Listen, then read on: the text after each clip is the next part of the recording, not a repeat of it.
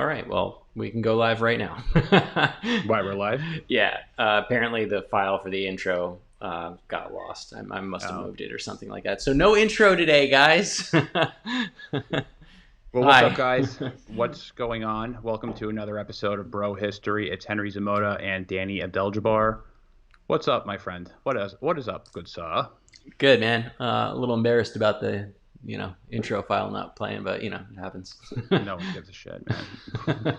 No one almost, cares. almost no one is like viewing it right on the back because we don't schedule these, so nobody knows when we're going live anyway. So unless you go back and watch it again, you're not going to People notice. have an idea. It's somewhere. It's sometime between 9 and 10 o'clock on a Thursday. Right. Is usually when we go live. I think we've kept that schedule for a pretty long time. Yep. But sorry to take you away from the debate, well, not the debates, The Democratic Convention. The convention. Oh man, I was super upset. I'm like, oh, can't we just do this another time? It's like, no, I had no interest in watching it. Like, I'm gonna go back and watch all of the major speeches back to back on the weekend. I just haven't had time really this week. But watching the whole sphere of commentary on all the sides surrounding the speeches has been crazy. I have not watched a minute of the conventions. I've only seen memes of it basically. The only thing I really know that happened at the convention is that AOC endorsed Bernie. Then there was a really goofy dance at some point. It's just a very, very goofy dance. And then there were some odd choices for speakers though. I didn't listen to their speeches, but we had Colin Powell. Didn't Kasich speak? Oh yeah, Kasich spoke. He's a Republican, which is crazy. And he was on a crossroad, and again, I didn't watch any of it, so I'm only speculating what he said, but I'm pretty sure if he was on a fork in the road, he was saying something along the lines of, "We can go two directions in this country." Yeah. Joe Biden, Trump is taking us off the wrong direction. I'm pretty sure that was a point. Yeah. And then on an odd choice, obviously I knew most, not progressives, but a lot of neoliberal types would definitely eat up the Colin Powell stuff, even though he lied about the weapons of mass destruction and mobile weapons labs in Iraq. Yeah. He went to the UN Security Council and lied about all of that, and he knew he lied. Don't tell anybody that. The bill. That's I'm not between going us. to tell anyone that Colin Powell lied us into the Iraq War. The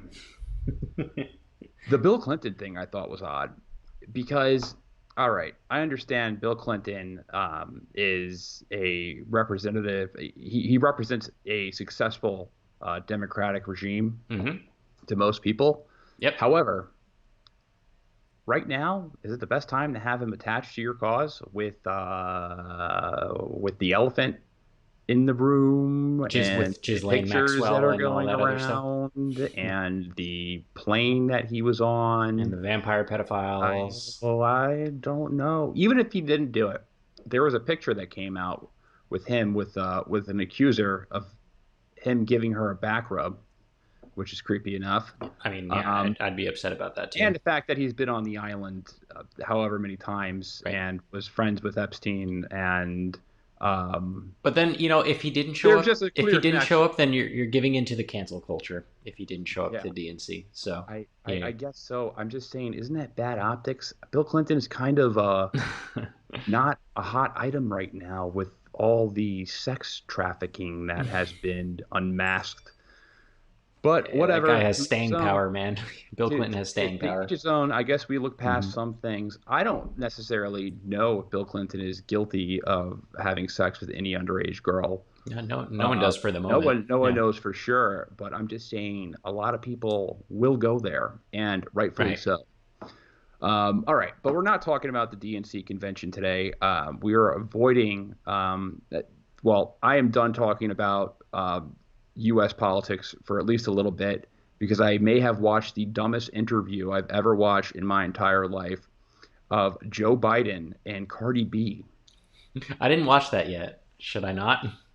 If you want to lose about 10 IQ points, then I recommend watching the interview with Joe Biden and Cardi B. I've got a couple to But spare. I understand the strategy because they finally put Joe Biden on an interview with somebody he looks mentally competent with. Because Cardi B may be the dumbest person I've ever heard speak in my entire life. But it was as dumb as you could ever imagine an interview being. You see, the thing is, she only sounds dumb because you don't speak her language. If you spoke her language, you would get Sorry, I it. speak English. I don't speak South Bronx. Yeah, Like, yeah, exactly. That's what she speaks. She speaks South Bronx. Like that. She doesn't speak English. what you doing? Like, she's such a. It's just Stereotype. Yeah, a yeah, stereotype. yeah, yeah, yeah. Um, but yeah, I mean, honestly, she's hit or miss for me. Like there have been some times where some of the shit that she says sounds to me extremely profound, even though it's coming out of the delivery that she gives, right? And then there's other times where I'm just like, what the fuck are you talking about, Cardi? Like, stay, like, go make another rap album. Like, this girl put out a video of her talking about how she wiped her ass with her nails and cut her ass. I don't even want to say it because people don't want to hear how graphic it was. It grossed me out. But she had an accident with her nails wiping her behind, which she put out a video. But besides the point, I guess that's a good strategy if you want Biden to look good for, look smart for a little bit. Let's go to let's start getting into the actual topics, unless you want to no, continue no, no, no. continue this conversation about acrylic nails. Um, so I right promise you, I'm now, going to try to work that into the rest of the show at some point. yeah, We're gonna come back to the acrylic nails. acrylic nails. I don't understand. I don't get the youth. Don't get the. I do not get that look. It's not a. It's not only unattractive, but it's just unpractical. It's not functional. No, Why would you no, it's want to not. have hands like Wolverine? Not like Lady Deathstrike. Really desperate. Yuriko. Damn, She looks like a such Soul nerd. Calibur character. Yeah. So, all right, outside of the U.S., are so in a part of the world that probably most people don't know exists in Belarus right now. There are massive protests going on, and they are in response to Alexander Lukashenko winning 80% of the election on August the 9th. Now, 80% sounds like a pretty extreme number, right? It's extremely extreme. It's eyebrow raising extreme. It's like that sounds incorrect extreme. It sounds incredibly incorrect. And Lukashenko has been the de facto dictator of Belarus since 1996. Mm-hmm. So it's he's been called the last dictator of Europe. That's kind of the nickname. Belarus is the last dictatorship of Europe. He is the Tom Cruise to dictatorships. So before to start this off, I want to pull up this article from the Atlantic Council, and the Atlantic Council is kind of like an EU type publication. They're funded by the EU and all that. He is often referred to as Europe's last dictator, but five-term president of Belarus, Alexander Lukashenko, may be about to face a genuine challenge at the ballot box for the first time in a quarter of a century. Ooh. Belarusians will go to the polls on August 9th to elect a new president with a number of relatively viable alternatives from within the country's political establishment seeking to replace the man who ranks as the longest-serving current head of state in the former Soviet Union. Lukashenko's position has weakened in recent months due to a number of factors. His decision to downplay the coronavirus pandemic has backfired particularly bad. Lukashenko initially dismissed the virus and advised Belarusians they could stay healthy by taking tractor rides, visiting saunas, and drinking vodka. And soccer. I heard soccer too. Side note. Play taking soccer. Tractor rides. Mm-hmm. What's the science behind that, Danny? So what happens is when you go outside and you ride on a tractor, usually there's like a lot of like dirt on the wheels, and that gets kicked up into the air, and that dirt might have some minerals or other, agents in it, which when inhaled through your nostrils would, protect your lungs from, I don't know what the fuck I'm talking about. This is just stupid. Oh, I thought you were being no, serious. no, I'm fucking around, dude. There's no way that riding around in tractors can help you in any way with coronavirus. No way at all. Oh, I really was listening. Almost had you there. I was hanging on to every single word that you said as the justification. This buffoonery failed to prevent the spread of the pandemic, with over 50,000 confirmed cases so far in the country. 69,000. This is June 15th. 69. The current right number now. is what, over 60,000? 69,000, yeah. 69. Many also openly questioned the credibility of the government's abnormally low official figures for related death.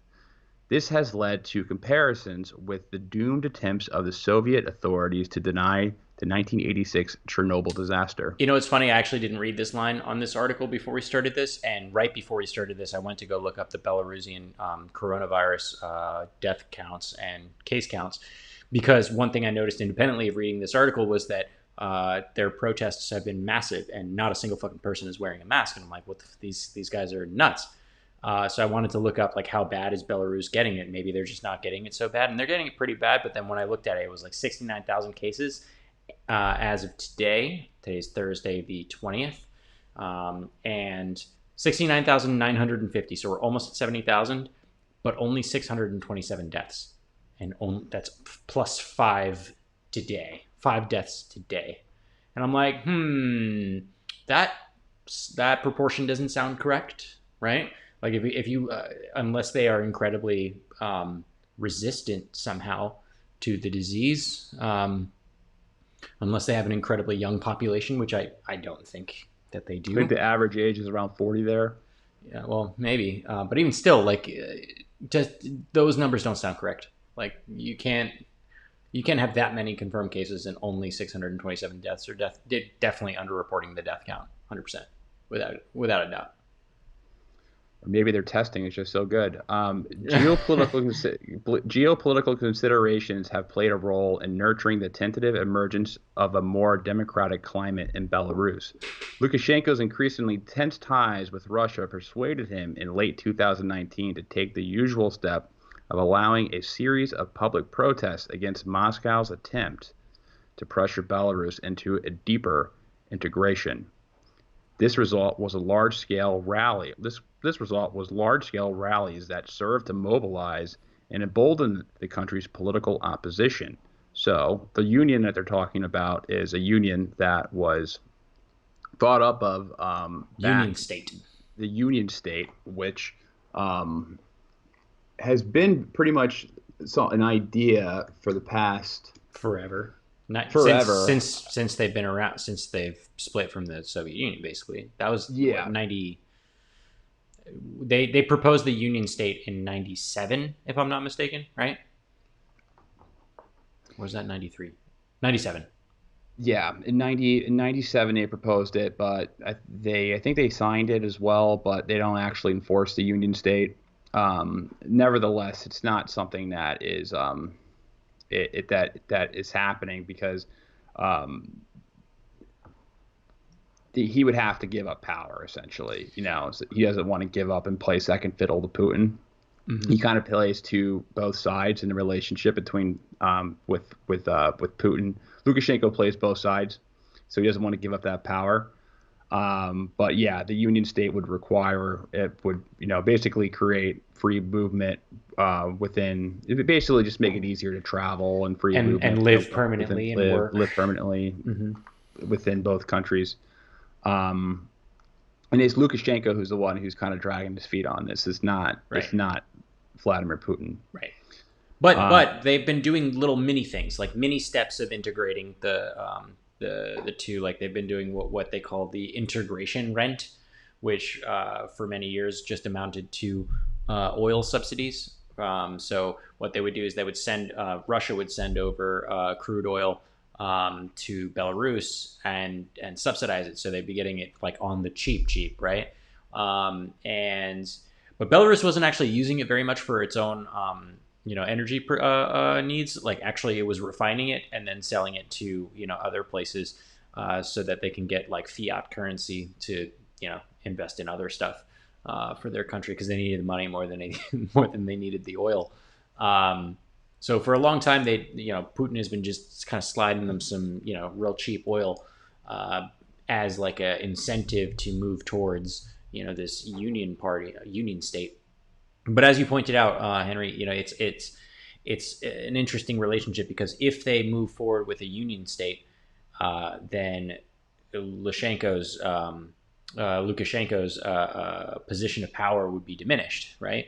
Russia is the larger state. Russia is the more, has more GDP, has more economy, has better military, has better everything. So really they have all the leverage in this situation. So while it's a union state, really they'd be like a statelet of Russia, with their own sovereignty, quote unquote, but like more free movement between the countries, you know. Russia would dominate that relationship. So I think Lukashenko in true like dictator style just kind of wants to hang on to power, and so has been like you said, dragging his feet. And Papa Putin didn't like that too much, so he cut him off on the oil very recently. So yeah, so I want to go finish this article, and then it's going to kind of segue into something interesting. So this mood has led to unusual scenes of street-level political activism across Belarus in recent weeks. During the early stages of the current election campaign, thousands have been queuing up in towns and cities to sign petitions backing the candidacies of Lukashenko's main rivals. I can't say that word. Candidacy. Yeah. Candidates must collect 100,000 signatures by early July in order to be eligible for the ballot. Some anti-Lukashenko protesters have been brandishing slippers in response to popular YouTube vlogger and presidential hopeful Sergey, yeah. Tisnahas. Let me try. Tsikhanouski's call to squash the Belarus president like a cockroach. This has led to tentative talk of a looming slipper revolution in line with the branded protest movements that have succeeded in toppling authoritarian regimes elsewhere in the former Soviet Union. So, you see what they did there? They called the slipper revolution, like a color revolution, a slipper revolution. That's pretty funny. Now, this guy recently, this article was published prior to the election, and that's why I wanted to start off with it, because now we're at the election, and it passed. Lukashenko won 80% of the vote, and most likely it's fraudulent. Most likely it's fraudulent. It's doesn't sound like it, by all accounts. It sounds like the election was probably rigged. Right. And fun fact, he actually won. Lukashenko won his presidency in the first place with around 80% of the vote. Yeah, he did. That's true. So that number in general, it's like if you're cheating, that's a stupid number. Well, there's a reason for that, and we'll get to that when we go over more of the history of it. But what's interesting is that this guy, this YouTube vlogger, was arrested, and he was arrested for trying to stage a coup. Apparently, they found about $900,000 on him, and evidently, I mean, it could have been planted on him. It could have been money that he did receive from the CIA, essentially. Yeah, that's kind of like what. Not outside the realm of possibility. That's the suggestion that seems to be coming out of their side of the narrative, as far as like the Lukashenko's and right now even Russia's side of the narrative. Russia's kind of saying that, hey, like this is probably foreign. We're pretty sure that you guys are fucking around with this and trying to overthrow this guy. We don't necessarily like him that much. We have our own problems, but stop messing with states around our region. So that's kind of been Russia's reaction. They have promised, or at least said, that they would provide security in Belarus if needed be, if there was an external threat, they said. So they used the word external threat. Right. Doesn't mean that they would come save the day and for like a civil war. quell any type of rebellion, Yeah. because that would be really bad politically for them if Yeah. they went over into Belarus and they Crack down on some protesters. if they cracked down on some protesters, it would probably not look very good and further alienate the Russian speaking population from Belarus, uh, from Russia. So I don't think they're going to do that. However, it is interesting because this his wife. This is what ends up happening. So he's arrested, framed or not. I think it's kind of irrelevant. Svetlana, I'm I not going got to you. even bother I got you. pronouncing that word. Tikhonovskaya. Um, Tikhonovskaya.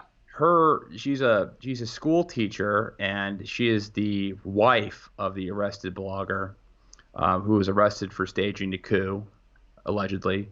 And she rejected. She was the main rival, the main person who was running against her, the wife. She never had any. She doesn't have any political experience or anything like that. And she rejected the outcome, insisting that she would have won. She would have won with a range between 60 to 70% of the vote, which also sounds like complete bullshit. Mm. Well, she had to actually escape to Lithuania, didn't she? Right? Yeah, Like she had she had to escaped. run. Apparently, they threatened her kids, or that's what she's saying. Mm. I mean, I'm sure her life was I in mean, they danger have at her that husband point. in jail at this point, Yeah, so you know. but she's gone. So I mean, I'll be completely honest. I don't think neither of us really know what's going on or could No. speak to what exactly is going on in the ground there. I mean, it sounds entirely possible that it could be some type of um, coup from external factors. Could be. And you could think of a lot of countries who would have incentives to do it. Even Russia itself has some incentives to do it Right. as far as getting somebody. Because I think a former Russian like banker who was pro Putin is running too. I forget his name, and I think that's the guy that Russia kind of put their cards behind. Mm. However,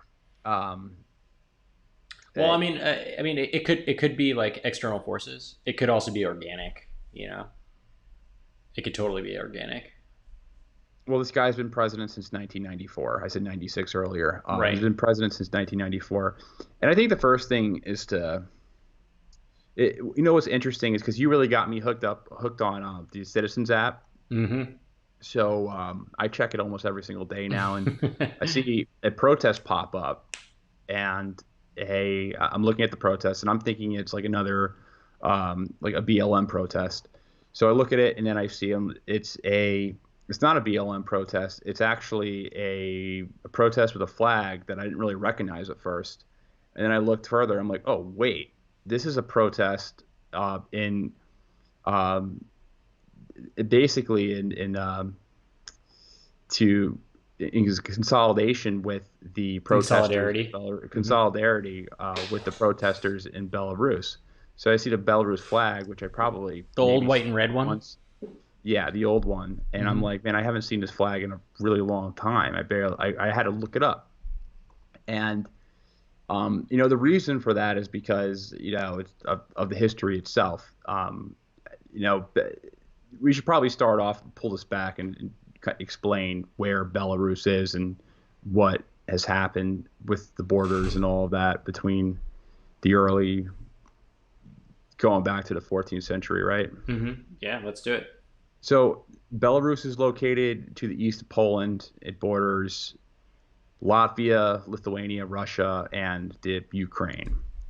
1,000 years ago, it was controlled by the Kievan Rus, which really was just a federation of Slavic people in Eastern Europe. And they're kind of the precursors to what became Russia and Ukraine. Mm-hmm. And what separates Belarus from the rest of Eastern Europe, what ultimately makes it a unique region, is that when the Mongols invaded, they didn't make it to Belarus. So the Mongols invade from the east. They pretty much conquer the majority, most of Russia, and they don't actually ever occupy Belarus. So there was never that kind of infusion of cultures, of that Mongolian culture into Belarus, which is a good thing. But on the flip side, Belarus was slightly west, which made it exposed to all the political chaos that was happening in Central Europe. So the border changes, the warfare, all the craziness between all these different commonwealths and kingdoms and empires that were created at the time, they were victims of that. So in the 1500s, Belarus was annexed by the Polish-Lithuanian Commonwealth. So there was once a commonwealth between Poland and Lithuania. Mm-hmm. And it was during this time that this is when Belarus started developing its distinctiveness from the other Slavic nations like Russia and Ukraine. However, the Polish-Lithuanian Commonwealth, eventually, it doesn't really last that long. It lasts about 2 centuries. It's gobbled up by Prussia and the Russian Empire, both large military powers. And Belarus essentially becomes part of Russia again. This lasts until World War I. When Russia pulled out of the war, in Russia, there's two fronts of World War I. There's the Western Front, there's the Eastern Front. Russia essentially was fighting a lot of the war on the eastern kind of open borders, but they lost. And when the Bolsheviks took over the government, they wanted to pull out. And when they signed their peace agreement with Germany, they surrendered some of the lands that they had to the Central Powers. So that was their ticket out of the war. Right. So they surrendered the areas of Belarus, but spoiler alert: the Germans ended up losing that war anyway. Right. It didn't last very much longer.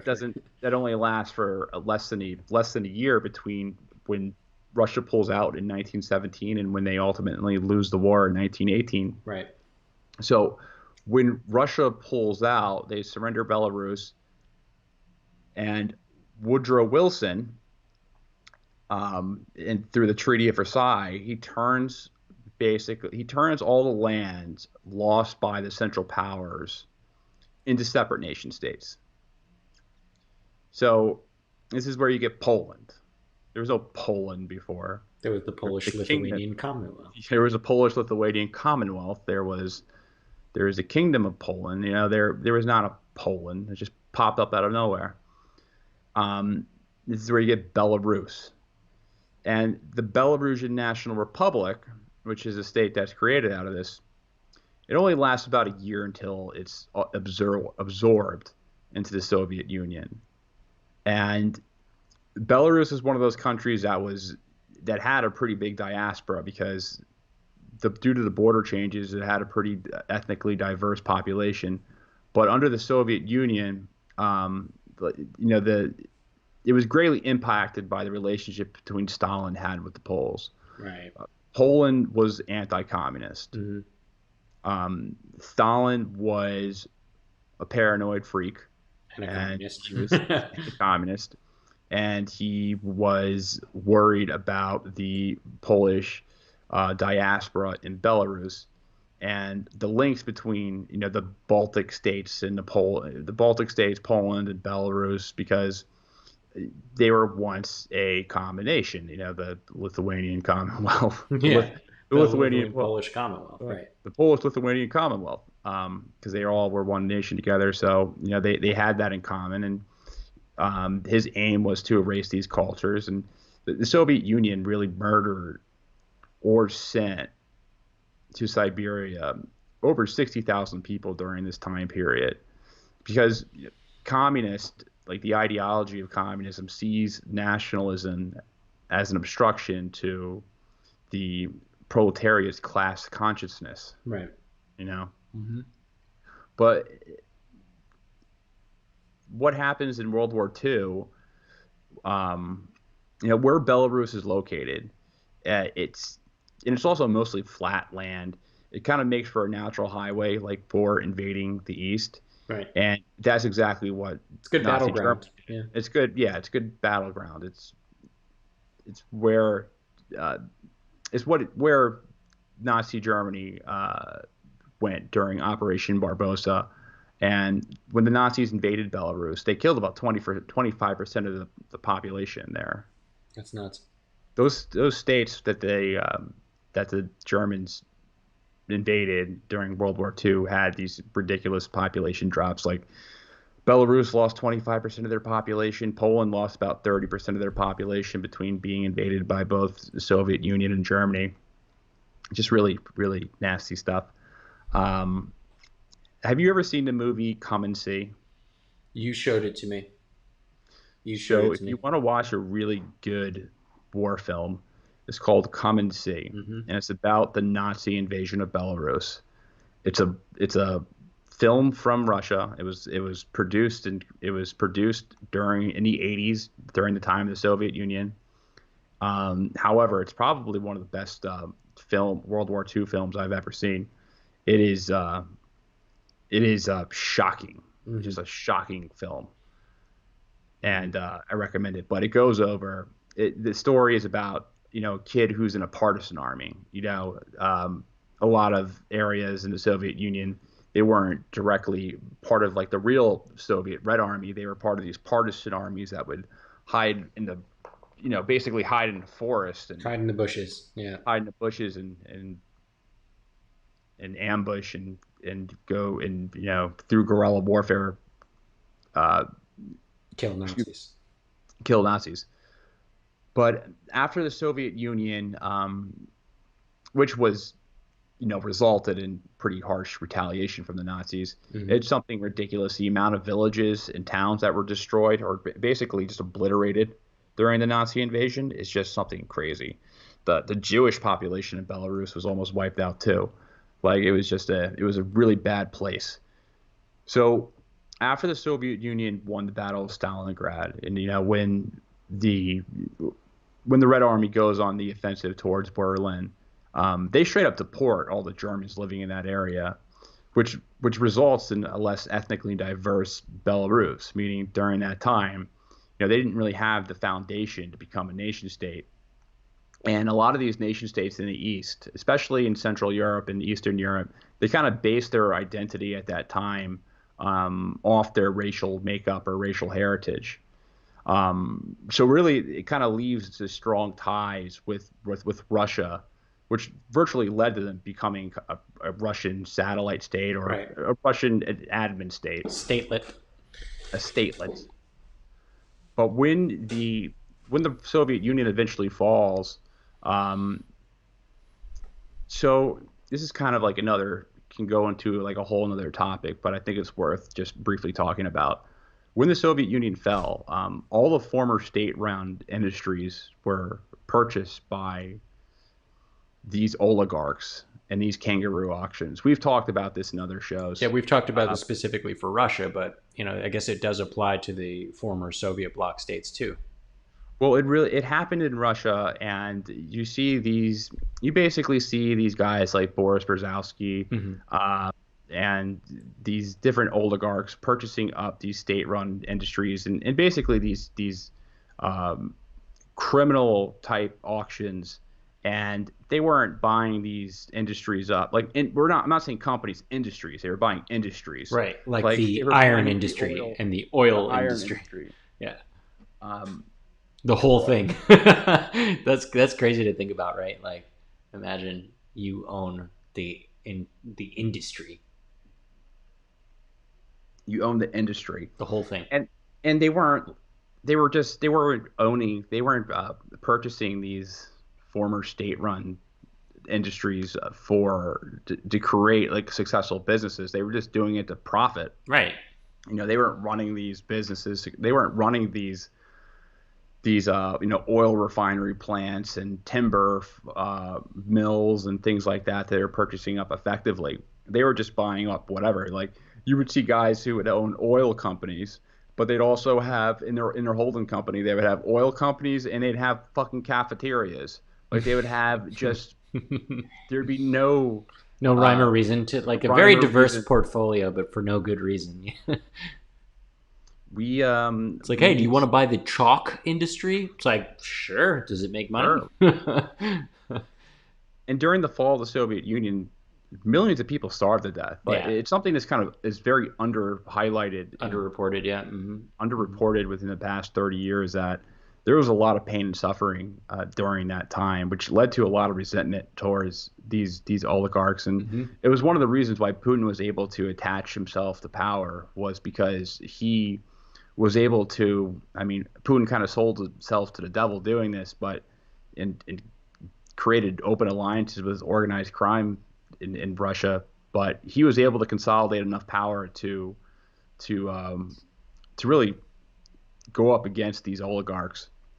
And these oligarchs were dangerous too. Like they would have their own kind of private mafia type underground armies. And the mafia wars in Russia in the 1990s were insane. Um, but this is how Putin was able to rise to power. He put he either exiled or he arrested these oligarchs. Now with Belarus, like the reason I bring that up is because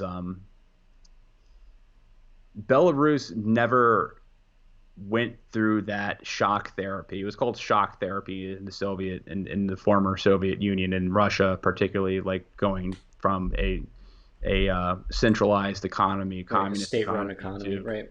to a, it's not a laissez-faire by any means, but to privatization. Belarus never went through that, and they saw the effects of what was happening in Russia. Millions of people were starving, so they never they pretty much kept the same communist policies, and they kept their state-run industries, and that was how Lukashenko was able to rise to power. There were nationalist political parties. One of the main opposition parties was the Popular Front. Mm-hmm. It was trying to take power, and they were more of a kind of a Belarus nationalist party. But the actual like nationalist parties in Belarus never really took off in the 1990s. It was there. It was more. There was more Serious. attachment to the Russian/Soviet Union national identity than Belarusian the one. identity. Yeah, the Belarusian So identity. you're telling me the Popular Front wasn't popular? Oh, that's a good one. Sorry, I was just stealing your jokes here. Um, so when they finally had elections in 1994, Lukashenko was a collective. He was a collective farm boss. He used to run a collective farm. I'm telling you, that's why he was promoting that people ride tractors to save them from coronavirus, because he was a farm boss. He wanted people to get back to the farm so he could make some money, or I don't know. I think you're onto It's something. dude, it's all connected. It's all connected. I think you're seriously onto something. He probably just reminisces. It's just like someone saying, um, if you like, Just spray some Windex on it. yeah, spray some Windex on it. Oh, you tore your hammy, just stretch it out a bit and you'll be fine. Yeah. But yeah, I mean, surprise, surprise, the former collective farm boss ended up being a bastard, Yeah. um, and he dissolved parliament and he clings on to power to this day. He's the Mhm. same guy. There's a secret police there. It's an authoritarian dictatorship that suppresses political opposition. When there is actual political opposition, they're like puppet political opposition. They're kind of like for show political opposition. So that's where Belarus has been for a while. They are not like people like to draw comparisons between Belarus and Ukraine, and they're very much different. Yeah. Um, Yeah, totally. there's not too much similar, as in that they're both in Eastern Europe and they're both Soviet bloc states. Within Ukraine itself, is kind of split. And the reason why it's split is a whole sad reason of itself, is because Stalin used to take he used to try to combat national identity and different ethnic groups by importing Russia into different parts of the Soviet Union.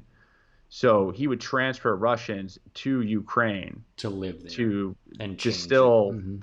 the Ukrainian population there. That's why it's divided.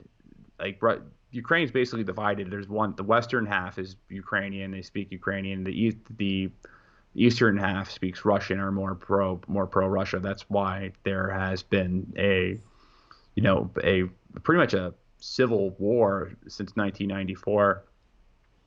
They're different because there's not that type of um, ethnic identity or ethnic rivalry within Belarus itself. Right.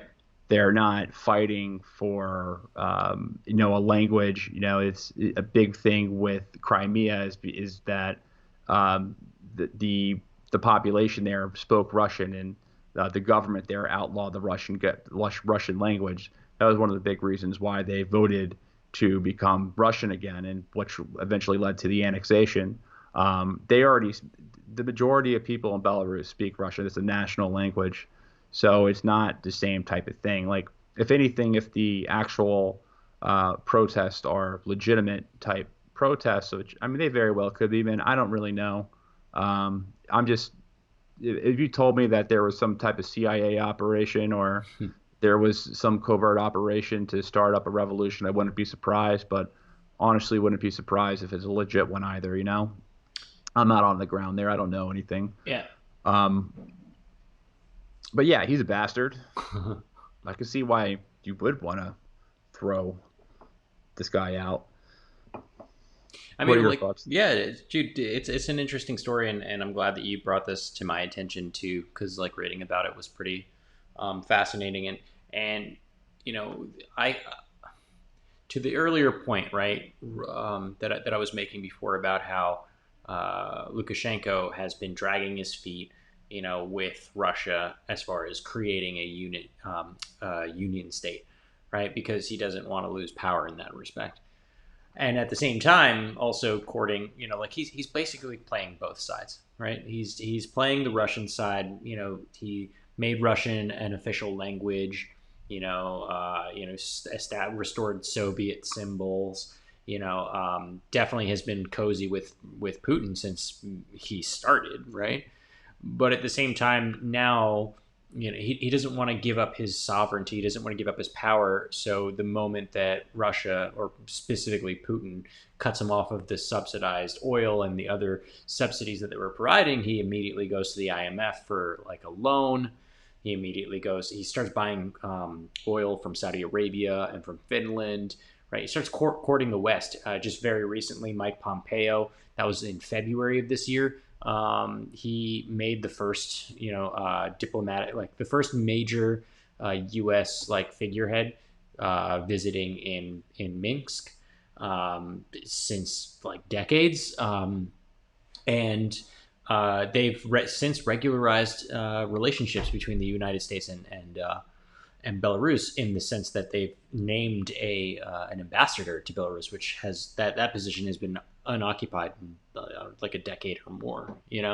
So it does appear that when you look at it, because of the situation in Ukraine being as complicated as it is, and a lot of this conspiracy theories that rise up around it on both sides, frankly, it makes you start thinking hard about Belarus, because Belarus is also one of those like kind of border countries, right? Like the former Soviet bloc. Are they with the West, or are they with Russia? Like, who are they? The U.S. has interests in it because it doesn't like Russia, and Russia has interests in it because they want to use it as a buffer to the rest of the West. And so a lot of these like theories come up. But honestly, in my opinion, I think this is just totally organic. Like, it's a set, in my opinion, of just very organic fuck ups by Lukashenko and the Belarusian government that culminated in this to this point, right? So when we talk about their GDP has been flat, I think their GDP right now is 20K per person, right? Which is half as much as Russia. So their GDP is not very great, and it hasn't moved in over 10 years, right? So it's been relatively flat. They haven't been experiencing any growth at all. So the way that they're running the country right now is really poor. also, you sent me this video. There's a giant media blackout, right? Like you were saying, they didn't go through the shock treatment, right? So what they did was they kept a lot of those Soviet style governing practices, which means that the state runs tons of industries. Primarily, one of them has been the media, right? So almost every media company in Belarus, whether it's a TV station, a radio station, a newspaper, etc., is in part or wholly owned by the state of Belarus. Except the media companies that are broadcasted from Poland. From Poland, exactly. And we'll get to that in a second, right? But the point though is, for decades, we have, the primary method of getting your news in Belarus was through a state-run media company, right? And obviously they're gonna, fucking spin it the way that they want, right? The way that the government wants you to see it. But now with the rise of the internet, right, and streaming, and in part due to free satellite TV, like Belsat TV, that's broadcasted out of Poland or elsewhere, now people, specifically younger people in Belarus, have the ability to get information that is maybe not unbiased, but from another opinion, of another side. They get to see a different perspective, right? And you couple that with stagnating, economic growth. You couple that with a rise in in internet connectivity, and the free spread of speech and information through the internet, and you get the fucking coronavirus, right? You put all three of those things together, and yeah, people are gonna not be super happy with Lukashenko. And then we have an election, and then that election is won with 80% of the vote. Yeah, no, I could see this as totally an organic. Like, I'd be pissed off too. Well, to go back to when the Soviet Union fell, Belarus voted, I believe, around 90% or so, close to 90%, overwhelmingly to stay in the Soviet Union. They didn't want the Soviet Union to collapse. Right. To highlight another difference between Belarus and Ukraine, right, is that the abuse. There was obviously a lot of abuse from the Soviet Union in Belarus, but the abuse in Ukraine was, since the inception of the Soviet Union, was very, very disturbing and high through the Holodomor. I mean, the Ukrainians are, one of the, over the past 100 years, between Ukrainians, Jews, and Kurds, they're three of the most abused groups. It was terrible, like what happened within the Soviet Union, like that sad history. And there's a lot of resentment. I think it was between 6 to 10 million people starved to death in the Holodomor. Right. When the Russians really intentionally starved that population to death. There's a lot of bad blood between those sides that never really settled. So, but that's not the case in Belarus, So that's not the case in Belarus. So there's not that kind of like national ethnic tension in the back. Right. And so yeah, that's why personally I think it's somewhat organic, right? Because it's not like it's okay. It's fair to say that maybe. So let's talk Belsat TV. Belsat TV, right? That's one of the major alternative media that's broadcasted from Poland, but is accessible via the internet and free satellite TV to the people of Belarus. And they are funded in part by external parties, Sweden, the UK, and the State Department here in the United States. So it is plausible for you to say, okay, the US, the CIA, whoever, right, is intentionally funding these alternative media sources that are broadcasting out of Poland to send their competing side of the story into Belarus to cause instability, and get people to like protest and like do a coup or do a slipper revolution. You know what I mean? Like that is plausible, right? I'm not going to deny that could be the option. I mean, it sounds like straight out of the playbook for like the Iranian Revolution, right? Just buy up a bunch of media companies and that's how you can get people to revolt. So it's possible. That's plausible. And then the other angle here is, it's also entirely plausible that Russia has a stake in wanting to, change public opinion there, right?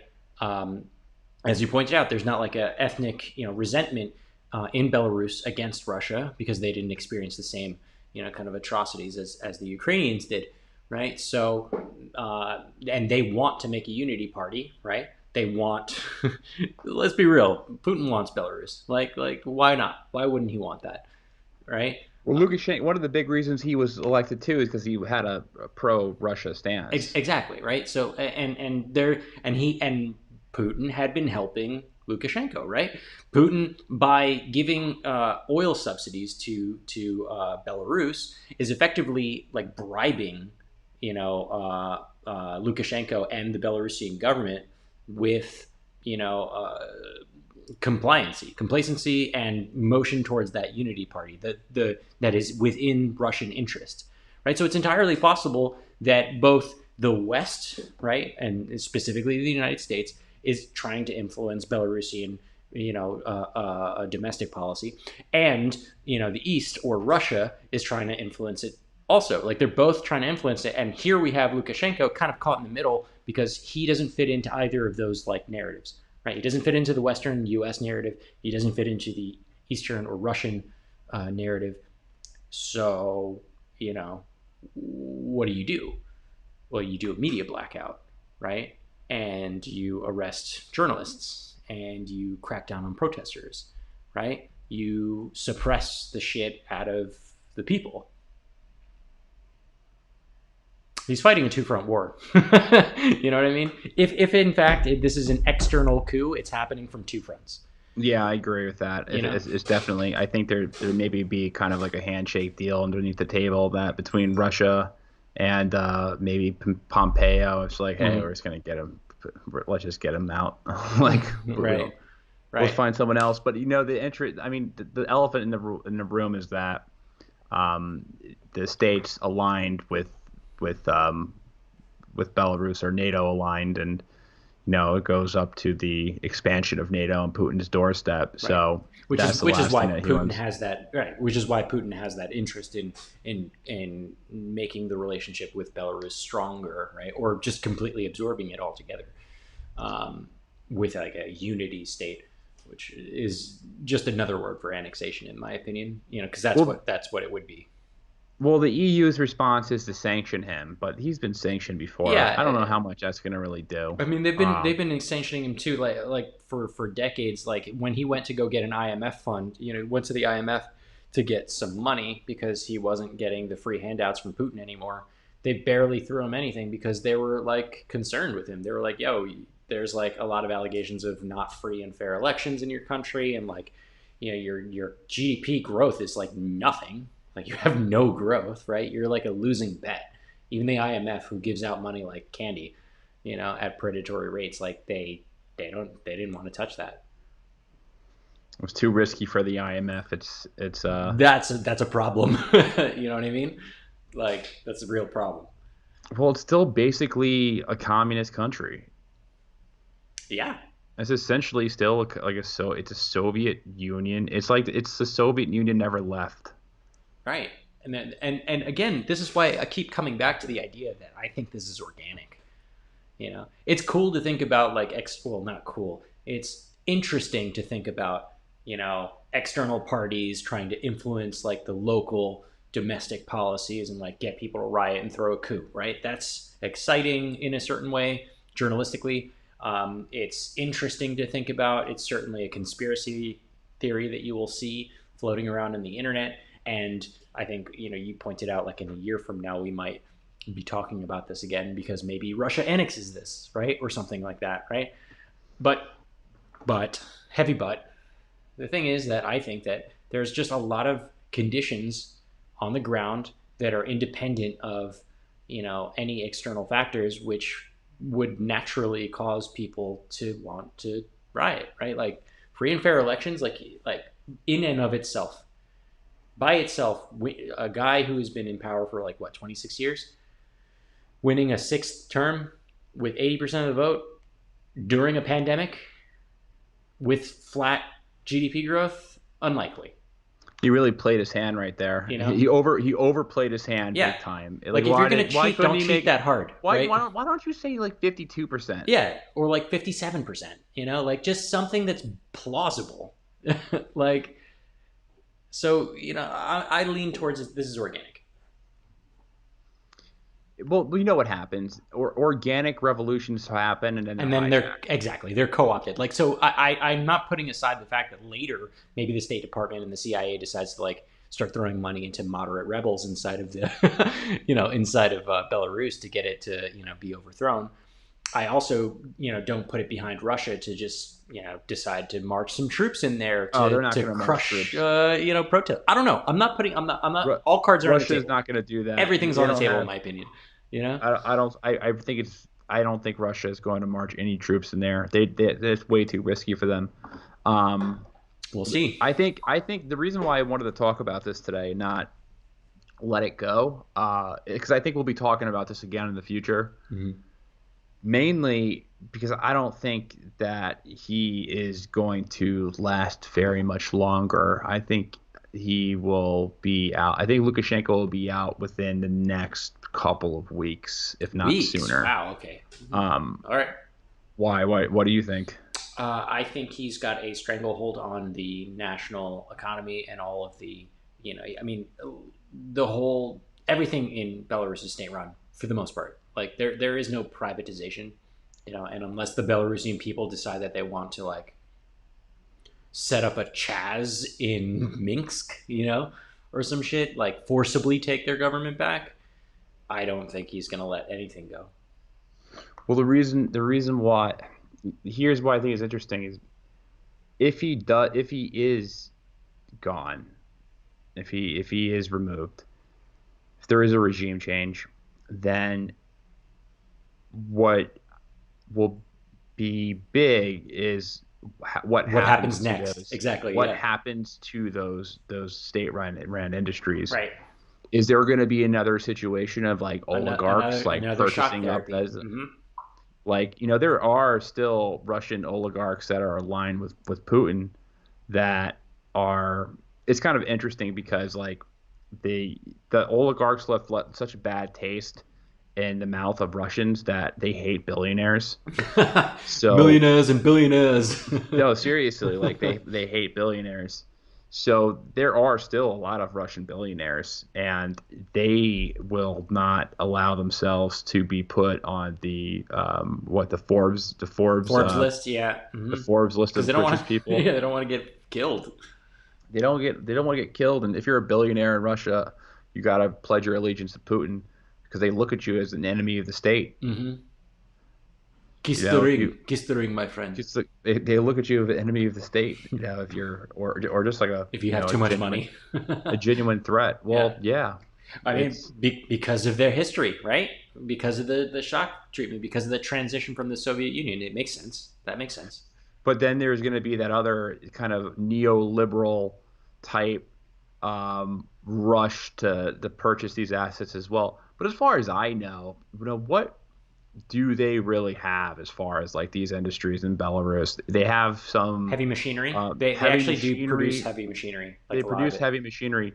It's actually interesting. They produce heavy machinery. It sounds like they almost have more. I haven't looked so far into like their, what industries are in Belarus, but the big, huge weakness in Russia is that they don't make anything in Russia. Like yeah. Mm-hmm. They have plenty of natural resource, but they don't make shit. They don't make anything. They just pull stuff out of the ground and then they give it to other people and then they buy it back, which is just the dumbest. It's the stupidest really way to run an economy. It's a guarantee that you will be poor, that you will be a poor country. If if you do nothing but extract resources, sell them, sell raw materials, and then buy back finished products, then your country's never gonna get ahead. Like Japan doesn't have a single fucking natural resource. They don't have anything there. They don't have any oil. There's all mountains, and they don't even have cattle in Japan because there's not enough room for Yeah, them. yeah, totally. But they make They make TV. cool shit. They make cool shit. Uh, Yeah. the only thing that Russia makes are fucking weapon systems. Hey, they're pretty I mean, fucking they good. make They're other pretty stuff. pretty good I'm weapon being systems, though. facetious. I'm being Yeah. totally facetious right now, but I mean, it's are true you? to an extent Yeah. Yeah. that there's not a lot of like finished goods that come out of that country, besides things like S300s or And S400s, it which doesn't make they, sense either because they totally have the capability to do so, right? If you can build a fucking, fighter jet, you can totally refine crude oil, and if you can build an advanced surface to air missile system, you can absolutely build like automobiles or like fucking, anything else, I know. Marshall Maddox. Yeah, if you can build nukes, you can fucking build almost anything. Like so. I just don't know. It's a prioritization thing. Maybe it's a cultural thing. I have no idea. But yeah, It's interesting. Yeah, it's interesting. Like because they obviously they're an educated country. right. It's not They're like educated. They have they the don't have a land. They have labor the force. resources. It's something I really don't get right now. It's like why Yeah, their make economy Russia is the great way it again. is. Come on. Let's Mara. Make Russia great again. No, Make Mra, Russia great again. Murga. Make Russia great again. That's kind of what Putin ran on. Well, he hasn't delivered. To some extent, I mean, anything was better than the oligarchs running that country, Yeah, but but I mean, no, he's not. He's not Fabergé perfect. eggs. Marshall, you're crushing it today. Sorry, our viewers are hilarious. Um, yeah, I don't get it either. But kind of coming back to Belarus though, I think you're kind of bringing this up, and I kind of want to talk about it. Like, what would happen if Belarus fell, or if like the regime changed, right? Like the one option that we already talked about was, would we have like a kangaroo auction for all the state-run industries? That's a really good question. I guess the question I'm interested in is, where would the new government align itself? Would it align itself more Western, or would it align itself more Russian? Because that would be cause, I think, for external influence. Not just cause, but cause. Well, what would happen is that like a real revolution would happen if like the wrong guy got in. Hmm. So if let's just say he steps down and they have a new election, and let's just say they throw this Steflana character like outside. They don't take her seriously and have a whole new election with like a Russian a Russian bad guy and a EU bad guy. Mm-hmm. And And let's be just clear, say they both be guys, right? Like I yeah. don't know what the deal is over there with how woke they are on gender equality, but my Hey, she won 60 to 70% of the vote, according to her. according to her. And even that seems like, do like Belarusians just like throw the biggest numbers out there possible? Like, I don't know. I also don't know what her platform is, like, opposed to Lukashenko, other than the fact that she would probably be pro press because her husband is in jail for being a journalist. Well, it's hard to imagine um, like laissez-faire. Like these people aren't they're not protesting for laissez-faire economics. You know what I mean? They're Right. not they're They're not not going like, hey, more libertarian privatization. Right. protesters Exactly. like Yeah. looking for type of like privatization type thing. It's more. I think it's more of like a national sentiment, even though there's not like a really strong sense of that type of nationalism there. I think it Well, I could mean, be by part of virtue of it. them using the old Belarusian flag, which was changed by Lukashenko, it gives me the indication that this is a nationalist movement, or at least a Yeah, quasi nationalist movement.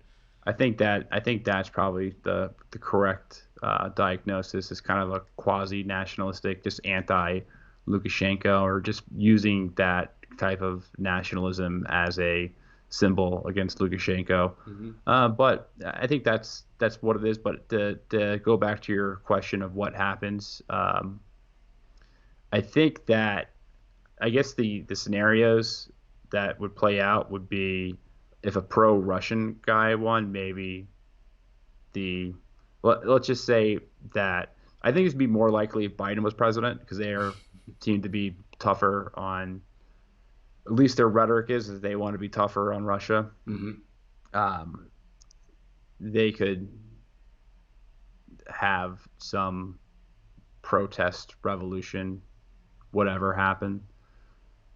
But I mean, Trump seems like he'd be willing to do it too. So Yeah, I mean, he already sent Fat Man over there to talk to him to sell them shale oil, right? Everybody wants in on Belarus for their own reasons. So, well, we will monitor the situation. right. Right. Do you have anything? Do you want to transition to some other topics? Because I don't know. I don't really have too many more insightful things to say about it other than let's just see what happens. Yeah, yeah, totally. No, I'm with you. We can move on. All right. So, just a quick follow-up story from 2 episodes ago. So, the Hariri trial, the verdict has been reached, and Hezbollah was cleared from assassinating Hariri. Mm. Well, one of the guys in Hezbollah was charged, but he's been missing for like 10 years or so. Oh. So he's probably dead. But the other guys in Hezbollah, like Hezbollah as an organization in Syria as a state, they have both been cleared for the murder of Hariri, which I was actually surprised. I didn't think they did it. I don't think Hezbollah or Syria was involved in the murder of Hariri. I think it was Bin Ladenite. You think so? Yeah, who murdered him. So But what's the? I mean, now that that verdict is out, like what are the next steps? Like what happens now? it's largely just kind of political in that sense. They weren't going to be able to charge these guys anyway. Mm. But it was more of just like a show. But I just think it was interesting that he was the verdict. There was these guys were not found guilty because I think a lot of people were expecting them to be found guilty. That was like the big kicker after the Beirut explosion. Mm-hmm. You know, everyone's going to be like, oh, not only did Hezbollah's do the Beirut explosion, if they didn't do it on purpose, it was because of their just corrupt system and their gross control over the ports in Beirut. Right. And they were storing these weapons. And also they killed Hariri. And they killed Hariri. We're finally getting justice. Yeah. But that's not going to happen. Didn't happen. That didn't happen. So I think that was just an interesting update. But yeah, Lebanon is still a complete and utter mess right now. Danny Sherson just did some really big pieces on Lebanon. I don't know if you saw them, but I saw them. I haven't read it yet. But Danny, I'll take a read later. Yeah, I gotta talk to him about those. And then another interesting thing that happened, and I think only people who have been listening to this show for a while will pick up on this story because we've been following. It's kind of a very minute and tertiary thing, but we've talked about this. So there's this guy, Balal Abdul Kareem, who is from New York, and he covers the Syrian war. He's been covering the Syrian war for years now, and he's been doing it from the perspective of the rebels, the Salafist militants. He's been covering them. So he's been kind of showing their perspective of the story, and he covers organizations like Army of Conquest and HTS, Hariri Trial. Like he's covering these Salafist groups that want to create caliphates and stuff like that. So he was arrested. But before we get into it, he's also allegedly on the U.S. kill list, which I think he right. Yeah. Because there's been Doesn't he? about Doesn't he five like drone allege that strikes on he's? him. Yeah, exactly. I was just gonna say, doesn't he allege that he's been like drone striked against, like The guy's unsuccessfully? been, yeah, about 5 or 6 times. This guy has been in a place at the wrong time where a drone has shot the building he's been in or been around. So this guy seems to have been being followed, but he's a journalist from New York City. He's worked with CNN, New York Times, Sky News a lot on different stuff. I think a lot of the stuff he does is pretty glorifying to some really bad people. I'll just say that he romanticizes a lot of people who are terrorists. However, you can't kill the guy. He's an American citizen. Like Right. you Extrajudicial murder can't of. murder this Yeah. guy. Hmm. But regardless of what you feel about him, he is providing media coverage on the ground in Syria, and you got to take that at face value. That there is value in doing that. Hmm. And I watch his stuff just to get the perspective of what those kind of maniacs are saying up there in Idlib. So he was arrested by HTS, and now because he started criticizing them for torture, he was saying that the torture was getting out of control with HTS, Hmm. And now they um, got him. and now they arrested him, and we don't know. I think that is This may be the last time we hear of uh, Bilal. it could be, and I feel really sad about that, to be completely honest.